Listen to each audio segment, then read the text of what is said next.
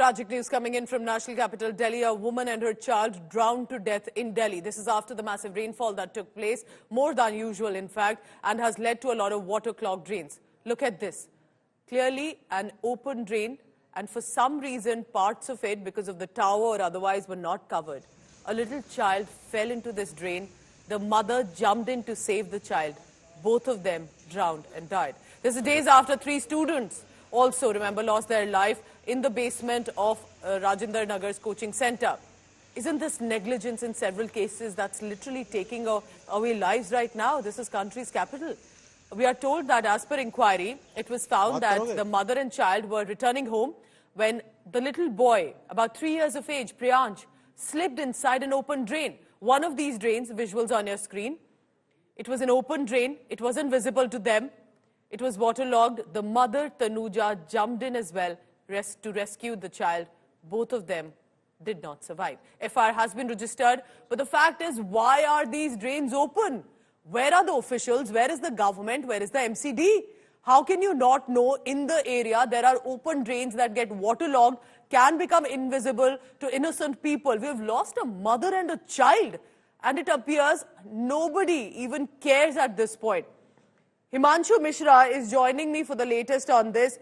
हिमांशु, एक माँ और बच्चे की डेथ हो जाती है, और ये आप मुझे समझाइए इस वक्त, क्योंकि राजेंद्र नगर में भी लग रहा है कि फिर से वाटर लॉगिंग हो गई है, उसी तरह से जैसे कुछ चेंज ही नहीं हुआ है. गाजीपुर में क्या हुआ पहले हमें बताएं, और दिल्ली के क्या हालात है आज सुबह?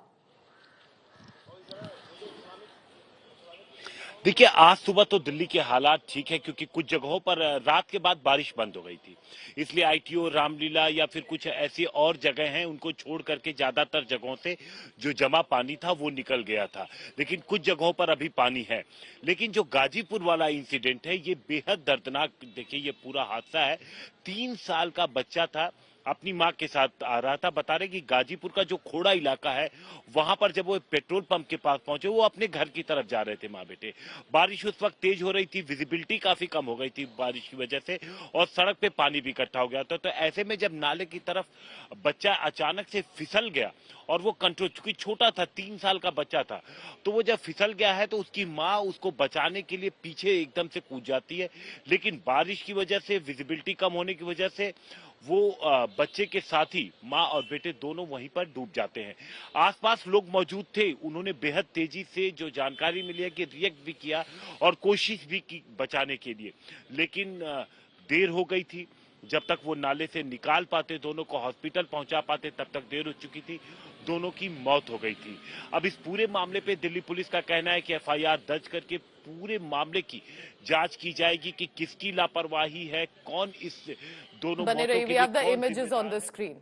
Images of the mother and the child, a 3-year-old. In fact, I am a mother to a 3-year-old child. So I totally understand the kind of possibly the loss, the grief, the shock that the family would be facing right now. And a mother, remember, it's a mother's instinct. The child falls, mother jumps in to save the child. And why and how are these drains open, which are clearly death traps? It's unbelievable that people are dying because of negligence. There was no reason for these deaths to happen. Himanshu, as we stay on this big story, किसके अंदर ये आता है? पहले तो दिल्ली में, this is also a big confusion with multiple layers of administration. Does this go on the MCD? Does this go on the Delhi government? Then the Delhi government of Aam Aadmi Party say, but we gave the orders, officials did not listen. Then Lieutenant Governor will come into the picture. Who is responsible for this mess of open drains? देखिए, ये जो पूरी जिम्मेदारी है वो civic agencies की होती है. सिविक एजेंसीज की जिम्मेदारी होती है फुटपाथ से लेकर के ड्रेनेज की सुरक्षा की, उसको क्लीन, वो अच्छी तरीके से काम करे. यहाँ पर दिल्ली पुलिस का कहना है कि इस हादसे के बाद उन्होंने एफआईआर दर्ज की है, और इसीलिए एफआईआर दर्ज की गई है ताकि इन्वेस्टिगेशन में ये चीज फिक्स की जा सके कि ये जो गलती थी, ये जो पर्टिकुलर जगह थी, आखिर ये किसके अंडर आती थी और किसकी लापरवाही से इन 2 मौतों का जिम्मेदार है कौन, किसकी लापरवाही से मां और बेटे की जान गई।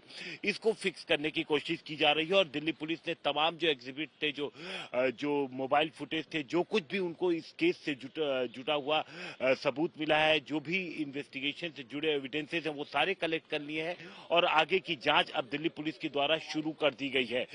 मोस्ट प्रोबेबली दिल्ली पुलिस इसकी पूरी फॉरेंसिक जांच भी कराएगी। हमने देखा था कि इसके पहले पटेल नगर में भी एक छात्र की, जो कि प्रीलिम्स उसने यूपीएससी का क्लियर कर लिया था, मेंस की तैयारी कर रहा था, और नीलेश राय, वो करंट लगने से उसकी मौत हुई थी। वहां पर भी दिल्ली पुलिस ने जो पहली एफआईआर थी वो अननोन के खिलाफ रजिस्टर की थी और अब पुलिस के पास फॉरेंसिक रिपोर्ट जो जानकारी है वो अगले 1-2 दिन में आ जाएगी।